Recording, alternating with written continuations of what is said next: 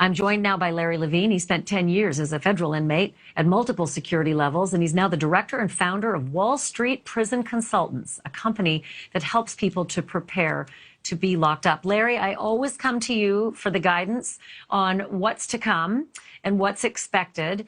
We just heard the circumstances that Mr.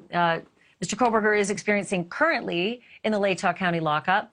What about if he ends up in the state penitentiary, or if he ends up with life, or if he ends up with death? Can you sort of sort that out for me, what life is like in those circumstances?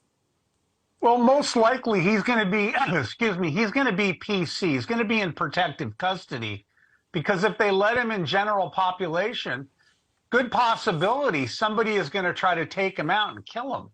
They'll get a lot of street cred in a prison by committing violence against somebody who's an informant, somebody who's a child molester, somebody that abuses women. So his life is pretty bleak. He's probably never going to be in general population. Let's look at Chris Watts, that other Peterson guy that killed his wife.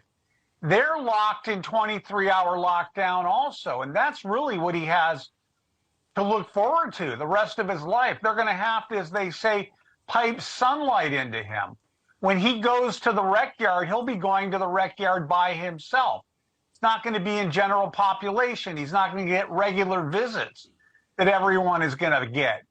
Probably they'll bring the telephone to him. They put it like on a dolly and they wheel it to the cell door, and you're reaching through the cell to talk onto the telephone.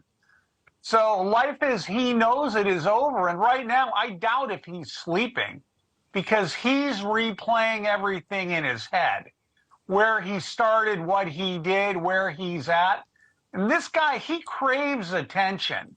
I bet he cut himself with those razors, because those are really deep cuts. I mean, the other individual that was on is in that jail.